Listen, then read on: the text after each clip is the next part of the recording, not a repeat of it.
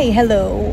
Welcome to Old Friends Vlog, and for today's video, nakikita niyo yung vlog. Nandito kami ngayon sa Bulgaria. Yes, kung napanood niyo yung aking ibang mga video na gumawa ako kung paano kami kumuha ng work permit, paano kami kumuha ng visa. At ngayon, ikukwento ko or samahan niyo ko na kukunin na namin ang aming resident ID dito sa Bulgaria. At this moment, nandito kami sa Dobrich, Bulgaria, kung saan dito i-release ang aming resident card. Ayan yung paligid, and papakita ko sa inyo maya sa video. And after neto, pupunta kami sa bangko para mag-open ang aming bank kasi sa bangko na isi-send yung aming mga sahod. So, ayun, let's see kung anong mangyayari at sana mabilis lang tong process. At hindi ko na kwento, last week pumunta rin kami dito para kunan ng fingerprints and photos at may mga questions sa immigration nila. So, ayun, upo-upo muna kami dito while hinihintay namin yung aming HR kasi siya na lahat, kinukuha niya lang yung passport namin at siya na nakikipag-usap sa loob, and then tatawagin na lang kami one by one para kunin ang aming ID card. Sana lahat is smooth ang process, sana mabilis. Ayun lang, in God's will.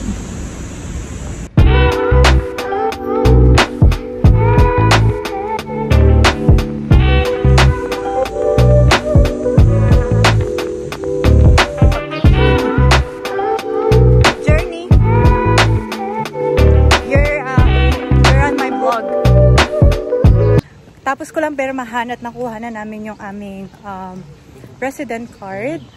After nun, ipapa-print and then ipapa-notary kasi kailangan daw ng copy ng aming madam. So, papakita ko sa inyo. Yung dito sa Dobrich is parang luma-luma na yung lugar.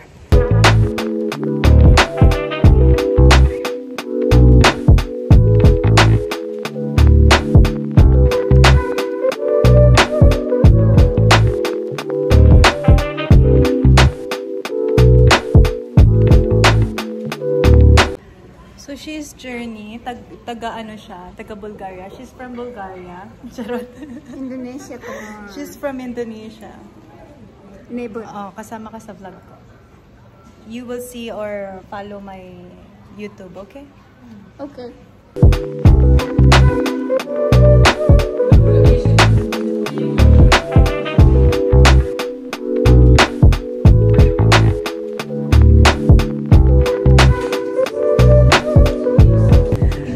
Yep, update lang. Hindi kami natuloy. Pinakita ko kanina na nasa bank kami.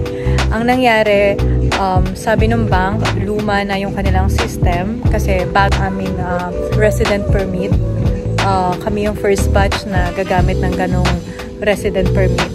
So, sabi, balik na lang daw kami. I think next week again, babalik ulit kami para kumuha ng aming bank. So, ayun, balik na naman ako next week. At, yeah. Okay?